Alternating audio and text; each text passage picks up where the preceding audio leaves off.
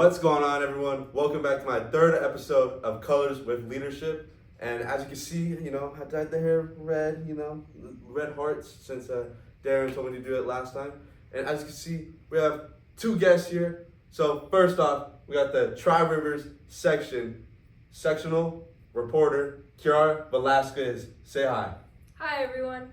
And then over here, we have the Tri-Rivers section treasurer, Diego Peguero. Hi everyone, I'm so excited to be here. Alright guys, welcome to our third episode, and this is my sectional team right here. Not everyone though, but we got two people from it, the reporter and the treasurer. As you can see, I'm the sectional vice president. And let's just get it started. So let me just whip up the questions real quick. Hold on. Alright, so let's just get it started over here. What is your greatest accomplishment? We'll start with Kiara. Okay, so one of my greatest accomplishments here in the FFA would have to be public speaking, because I participate in the LTE contest called Spanish Creed. I've had the opportunity to participate in both the blue and gold division. So in the gold division, I was able to advance all the way to the state level, which I feel like would have to be one of my greatest accomplishments, because I was awarded a silver emblem award, being one of the best in our state. So that would definitely be one of my greatest accomplishments. All right, Diego, what is your greatest accomplishment? When I hear that question, one thing that comes to mind is my state championship title for fruit tree judging. Last year was my second year doing it, and our chapter's second year ever doing it. And I was able to compete and bring home the state title for my school. So I think that's a very big accomplishment that I always look back to, and I'm really proud of. All right. So as you guys know, we're on the sectional team, but to get a little started, what did it feel to be elected? How did it feel the first year that you guys were on the sectional team? We'll start with Diego now. So looking back to election day, I'd probably never been more nervous in my life than that day. Elections are always nerve-wracking, especially when you're trying to win. But just that day especially, knowing that it was my last chance to, ever be on the sectional team, it was, go big or go home for me, right? So it was so nervous, but I was so nervous, but to finally be elected, it felt like I accomplished something bigger than myself, because I knew that for the next year, I was able to serve my section to the best of my ability. All right, Kira. So for me, what it was like waiting for my name to be announced was, I feel like it was definitely, like Diego said, really, really nerve-wracking, because we're seniors now and we only have really one chance. It was either we win or we don't win, and there's nothing else to do about it. I feel like I was really nervous, but I was also content with where I was, because I felt like I had performed my speech to the best of my abilities, answered the questions to the best of my abilities, and was going to be okay with the overall result if I won or not. But I feel like I was just definitely really, really nervous, and I felt like I was tuning everything out, because at the spot where I was slated at, there was people who had slid down already. So not only did I have to go perform my speech, but I also had to listen to everyone else who had slated down to me. So it was just nerve-wracking seeing 40 plus people in an auditorium, not being able to talk to them, or they're just staring at us. So I feel like definitely nerve-wracking, but when my name did get announced, I feel like I was really happy, and just emotions. I was actually crying, but it was a lot of emotions, but I'm just happy and grateful to be here. All right. So, my experience with the election, though, was, everyone was hyping up the other girl, saying, oh, she's this and that, and I was like, all right, give me the best person that think they can beat me, and let me just face them face to face, and let me just take on the challenge, And I took on the challenge, and in the end, I came up on top, and I was the vice president. So, yeah, it was definitely nervousness and everything, I was nervous. I thought I was self-doubting myself, everything. But, in the end, I'm glad everything worked out in my favor. So, yeah. All right, let's just stray away from the questions now.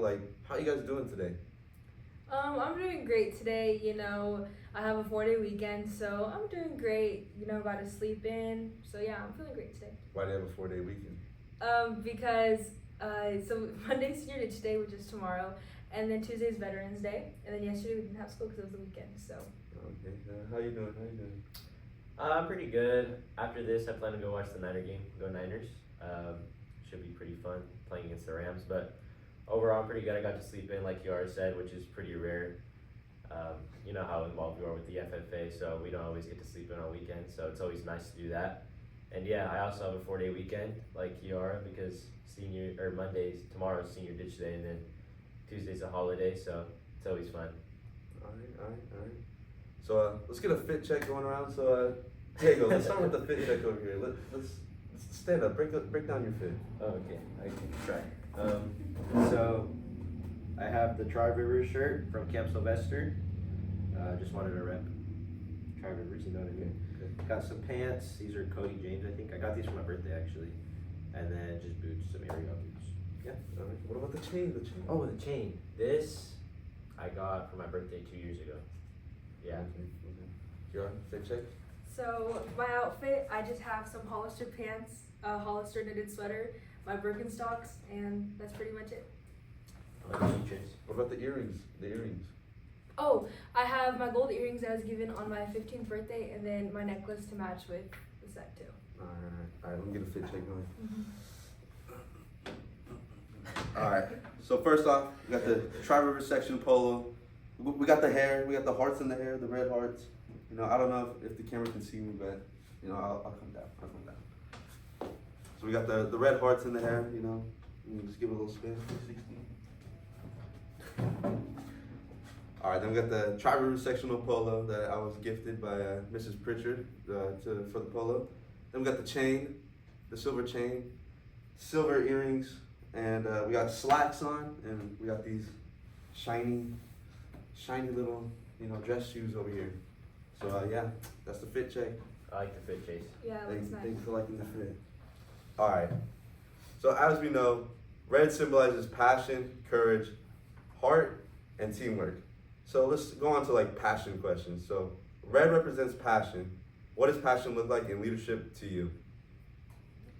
Okay, so what passion looks like in leadership to me would definitely have to be serving with a purpose. I feel like passion is a really meaningful word, and I feel like as an FFA officer and who's been active all 4 years, I feel like it's important for us to be passionate, because if you don't enjoy what you're doing, if you don't have that heartfelt connection, then you're not going to, in a way, do it right.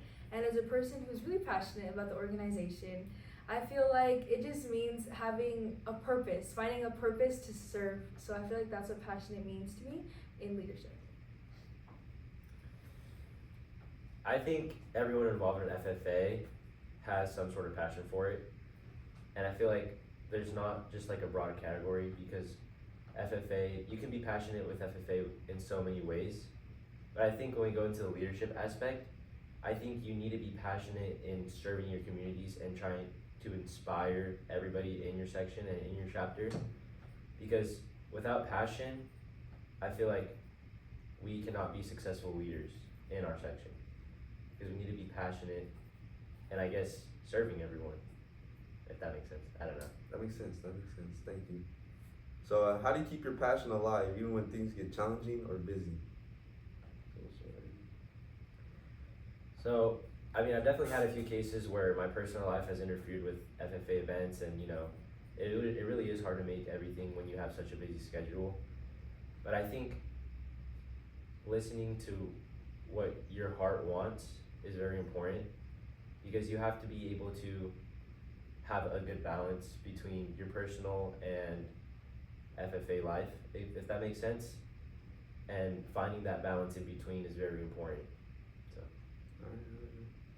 So for me, I feel like how I am able to balance my schedule, still find that passion in FFA, I feel like it's just honestly through balancing. I'm a busy person.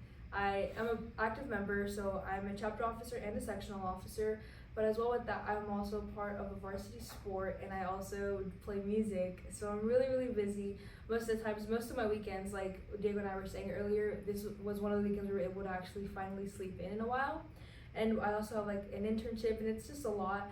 But I feel like definitely just choosing when I have to not be busy with my other sports or music and going to do FFA stuff. Because honestly, when we're elected, it's you're held to a higher standard, so you should be able to drop other things regardless of how important they are to come serve as an officer, because ultimately we were given that title. So I feel like as officers we're held to like a higher standard, like I said, but I feel like we're constantly having to just balance our life out regardless of how busy you are. So I feel like just being able to know when to choose FFA or when to choose other items is definitely a key aspect of keeping your passion alive. Yeah, of course, viewers, you guys gotta just be versatile, and you know, if things get hard, like you can always just talk to somebody, or you can just like just focus on one thing and then just get back to your other thing. You know what I'm trying to say. So let's just talk. Like, what are you guys doing after here? Like, what are you doing after here?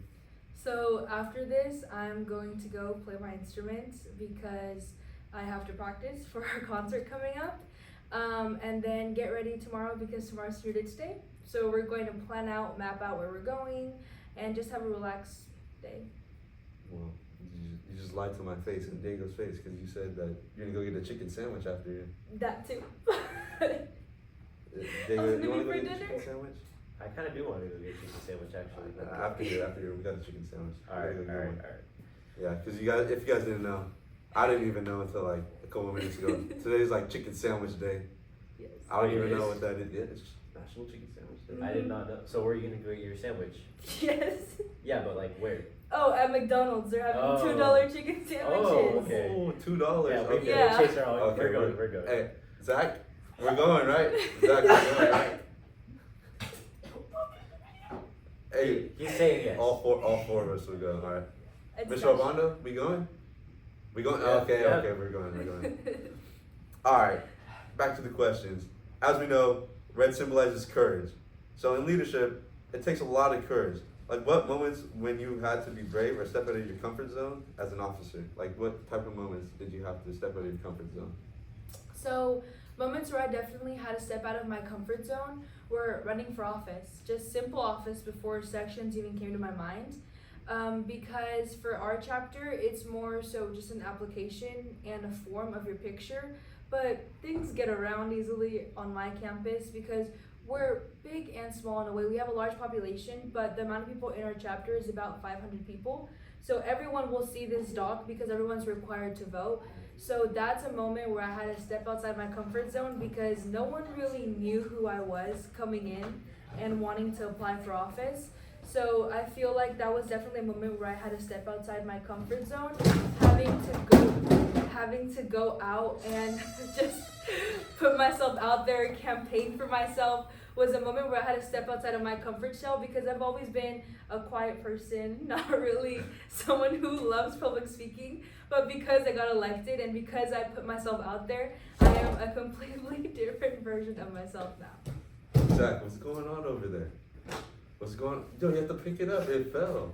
Yeah, Zach, so come on now. some production crew issues. I got behind the scenes issues over here.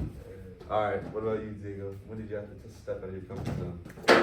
I think running for any officer position at any level is stepping out of your comfort zone.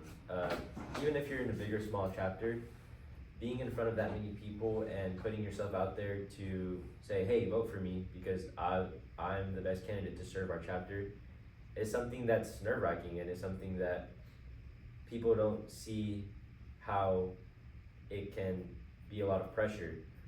So I think all the times that I've ran for chapter office and sectional office has really put me out of my comfort zone because we have a section with over 4,000 members. So having to, I guess almost feel the pressure of having to socialize with everyone and putting on a good profile for everyone and leading by example is something that is always going to be in the back of my head when I'm at any event and is going to, put me in the best position to serve. All right. So, red, intense emotions, like intense. So, like, sometimes red can even mean anger. So, like, when did you guys ever feel like quitting, like, because you're so angry, but in the end, how come you did it? So, we'll start right here. That's a tough question. You need time to think about it?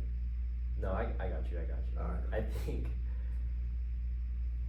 with FFA, there also does come a lot of frustration, especially when you're looked up to plan out FFA meetings for your chapter every month, and you are expected to cooperate with the rest of your team. But I think sometimes with everyone's lives going on and every team, things can get heated really fast because there can spark up arguments between, you know, whether or not we should do this or that, or just disagreements, and it does get pretty heated. But I think overcoming that barrier and learning how to cooperate with your team and come to a consensus at the end of the day is a lesson that we've all learned in FFA, I think. So, you know, even when times do get heated and you get frustrated, you always have to think to yourself that you're doing it for your chapter and not for yourself. Can you repeat the question? So when did you feel like you were about to quit, but in the end, what made you not? Okay. So, like Diego said, working on a team aspect, as an officer, you're required to work with your teammates to be able to run all your meetings and banquets accurately and to keep it at 100% at all times.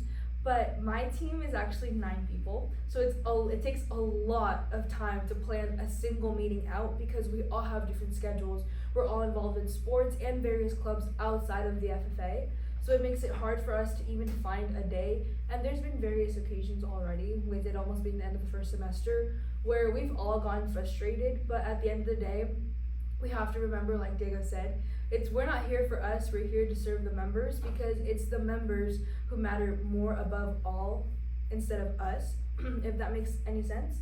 I just feel like because we're all so busy, we have to find that balance relating to the question you had asked earlier.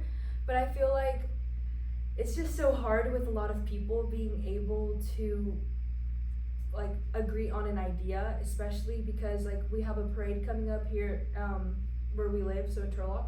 We have like a Christmas parade coming around, and we have to do all of the float building and stuff. And it's just so difficult because not all 9 officers are going to be available for 2 weeks from 3:30 to 6:30. Like that's just not possible. So we have to be able to communicate and work around it. So I feel like that's a way where that's one of the upcoming events where we're already all frustrated against each other. But at the end of the day, we have to remember that it's for the members. It's their opportunity to be in the parade, not ours. Yeah, alright.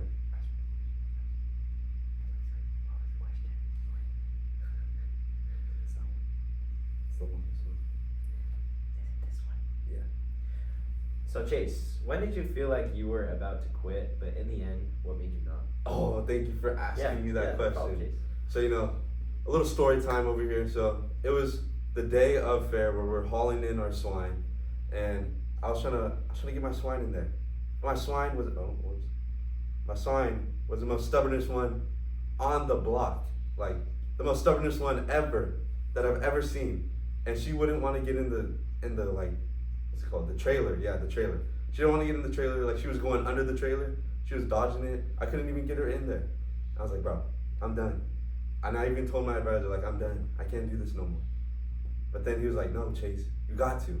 I was like, yeah, okay, Mr. Christensen, okay. And I walked away. I had to think to myself, I was like, what am I doing? What am I doing here?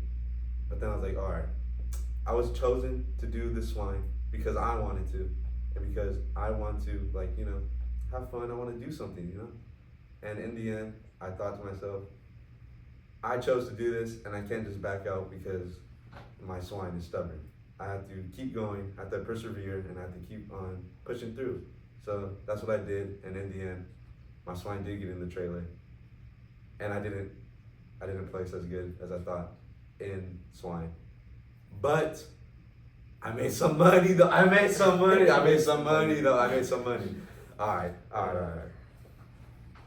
right, so as you guys know, I have hearts in my hair. As you guys see back there, yep, I have hearts in my hair.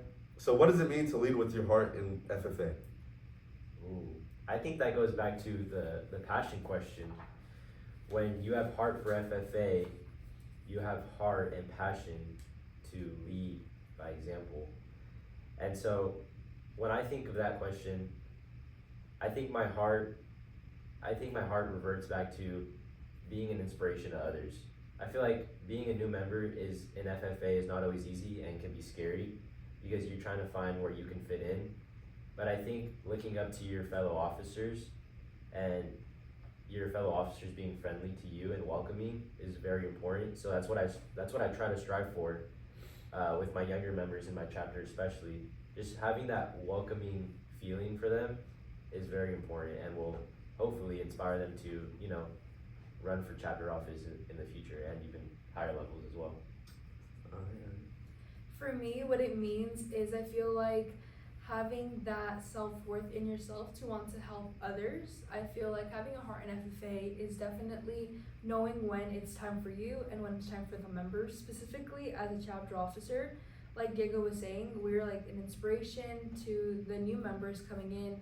Like I myself, last week we actually had an interest meeting for all the LDE, so public speaking events, and we had so many freshmen attend because we wanted them to get super involved. And with all of the help of my officer teammates and I, we were all able to get them to come into teams like BIG, the Creed, and even the Spanish one, which is crazy because we haven't had as many members want to do these freshman level contests because of the same reason. They're all either scared or just have nerves, which is completely understandable because my freshman year, I wasn't a part of any teams actually because I the same thing of the nerves. So I feel like having a heart in FFA, specifically as an officer's point of view, I feel like it's just wanting to lead and help others. And I would sacrifice my time of working on my public speaking skills to help other people, like the freshmen, because I just think that if they get involved early on, it'll set up their career for the rest of their high school years to, like Diego said, even want to run for chapter or above sectional, like chapter officer levels. Alright. So, just have a couple conversations, like spark up a conversation here, Diego. What's going on today? Okay, let's see. I don't know. What are you guys excited for judging season? Are you guys gonna do any CDE teams? No? Kiara? Yeah, I am. For CDE, I'm doing veterinary science, and we actually start practice next week. So I'm excited. Okay. So my school actually offers both winter CDE teams and fall teams. So I'm practicing right now for vine pruning, and then after that I'll be going into poultry judging, which is we actually started up my fruit tree judging team because, as you guys may know, once you win state for one team, you can't compete on it again for the next team for the next year. So we're doing poultry judging, which I don't know how that will go, but it's something new and I'm excited to try it out. So yeah. Yeah, we've done poultry judging before, and I wasn't on it, but Sal was on it. So Yeah. And I don't know how they did, but we don't have it again this year. We must have won state or something, right? probably, yeah.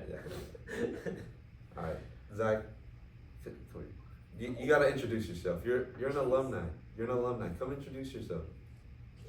Please. If you guys didn't know, Zach Christensen, he's an alumni at Denair FFA, and he also was the sectional treasurer for the Tri-Rivers. So just say hi, Zach. Say hi to the camera. I've been talking to him in the background over there. He was the one fumbling around over there. Who's closing the door? And he's a little bit sick, so don't mind him. But just wave to them. Do you have anything to say to the viewers? You want me to What do you want to say? I was part of a state ag mechanics team my freshman year for CDE.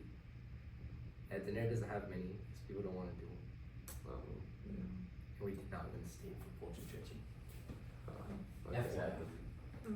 Okay, he's just the Debbie Downer over here. You know, I really thought we won state. Anyways, like reporter question. Reporter, come on, like ask a question. What are you looking forward to for the second semester and finalizing your FFA career?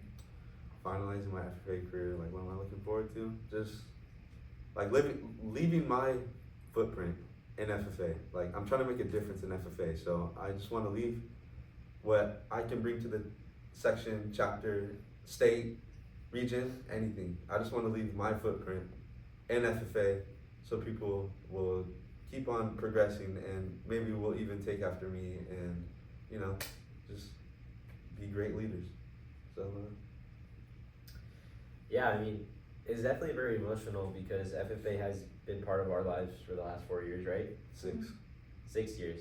Sorry, Chase. Oh. He's a big dog. Yeah. Yep. So it's definitely very emotional coming into the last semester, I guess, almost, of our FFA careers. So I think just going out with a bang, and whether that's trying to do good in my LDE or CDE teams, or just being the best chapter and section officer that I can be, to, like Chase said, leave a footprint and inspire our members. Alright, I'm giving a couple of fantasy notifications. Let's see. Alright, no one scored. Wait, Trayvon Henderson, rush to the right for 55-yard touchdown. Let's go, Trayvon Henderson. Let's go.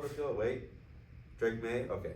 If you guys didn't know, do you guys play fantasy viewers? Oh, you guys do? Okay.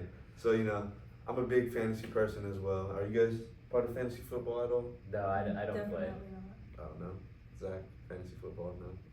Almonda, fantasy football. Just me. It's okay. Alright, whatever. And all the viewers. And, And the viewers are. wait, so what's your rank in your team, in your league? Alright, so I have 2 leagues, so I have one with my friends and one with my family. Which one do you want to know? Both. Alright, so the one with my friends, I'm dead last. I'm 12th place. No. But the one with my family, I am first place. Oh, okay. Oh, okay. And I won the championship last year, so I made the money. Gotcha. Alright, so we'll go with second to last question. So what is your guys' greatest strength, since red symbolizes strengths, and what are your guys' greatest strengths? I kind of mentioned this earlier. I think my greatest strength is having that welcoming sensation to our younger members. And I think that's my greatest strength because when I joined FFA, that was my greatest weakness of being scared to do something new. FFA at one point was new to all of us, and it's scary. It honestly is, because it's such a big organization with so many people that you really do have to step out of your comfort zone. And when I was a freshman in my first year in FFA, I looked up to my chapter officers so much because they had that welcoming feeling, and that's something that I aspire every day to give to my younger members. So yeah. I feel like for me it'd have to be kind of on topic, passion, because I feel like what fuels my passion is my dedication. Stepping into an officer role, you're held at a higher standard, so I feel like being able to have passion, being able to have dedication fuel your passion, you are able to do so many more things. So whether it's trying to get members involved does not matter what grade you're in, as long as you, the point is to get you involved. So for me, I feel like with my dedication, I've been able to get so many members to be a part of different public speaking events. So for opening and closing, when we first saw the list, here's like a little story time. When we saw the list, we only had, I think, 20 people on it, and we were just told to try to get more members. So I went around trying to get as many members as possible, to the point where we had over 60 people now want to do opening and closing, just because they weren't informed on what the contest was. So I made an agenda for all of the officers to go into all the classrooms, to go in and explain what it was and how it was not nerve-wracking at all. But because I was dedicated enough to get everyone to be involved, we had so many teams want to audition and go to our sectional public speaking event. And same thing happened because, like I mentioned earlier, we had our LDE interests meeting, and we have over 12 people wanting to do Spanish Creed, when last year we only had 3. So people are being able, are finding the availability to find their place and their home in FFA. I was able to find mine through the FFA Creed in Spanish, because honestly, the English one was only for freshmen, and by the time I found out about these contests, it was my sophomore year, so I couldn't really participate. So I decided to just go for it, leap in, and do Spanish Creed.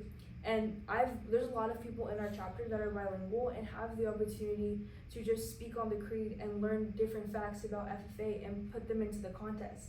So I feel like as a person that doesn't even come from an ag background, I've been able to find my home, my spot in my contest. So I definitely was able to do that because of my dedication and my passion to my members, and I want to help them find their home and their contest and their specialty in FFA. Alright. So, you know, my greatest strength, I would say, is being very versatile. Like, from being a triathlete, for being the FNL president. If you guys don't know what FNL is, it's Friday Night Live, and it's like it's a drug, and it's like saying drugs are bad and all this stuff, and it's helping the community. I don't know what this called. Is it drug awareness? Is that what it's called? Yeah, spreading drug awareness about how bad it is and everything. And it's helping out the community. If you guys didn't know, FNL does that. And being a sectional officer, a chapter officer, it's a lot, but I'm able to balance it all out by just, you know, choosing FFA over the sport sometimes, but the sport over FFA sometimes. Like if there's a minor event, I might have to pick the sport if there's a game that day. But if it's just a practice for sport and I could maybe miss it, I would pick FFA over it. So just being that versatile person and, you know, just versatility. So yeah, that'll wrap up our podcast. But last question, what color should my hair be next? Let's I'll give you like a minute to discuss it, so you guys can discuss like what color it be. You guys have to agree on the color. Has to be one color. One color. So one solid color. One solid color. Okay. What do you Okay, think? so what colors have you done so we don't choose them again? Oh yeah. I've done bleach, purple, and red. Bleach, purple, red. Okay, Okay, perfect. perfect. Bleach, purple, red. I think she. Okay. I was kind of thinking green. Oh, me too. Bright green or dark I was green? thinking lime green. Lime green. That's good. Are That'd we be tough. settling on that definition? Yeah. Okay. I like it. Whoa. Lime green won't be able to work because it's a pastel, and pastels wash out of the hair really fast. So would it have to be like a dark green? It could. Well, you guys can just say green, and then I'll do the green. Oh, okay. So do we agree green? I like green. Okay. Green? Did we ask us? Oh, okay. Green. Yeah, green. Yeah, green. Green. So what color should my hair be next? Green. Green. All right. So next time on episode 4, my hair will be green. And I'm already having it going through my head. I think I might just do cheetah print green. Should I do cheetah print green? Ooh, Yeah. that would look good. Yeah. I don't know how to do that though. You'll figure it out. Yeah, let me think about it. You got that. Yeah, I got it. You got it. All right. Thank you guys for being on my podcast, and thank you guys for tuning in. And I'll see you guys on episode 4.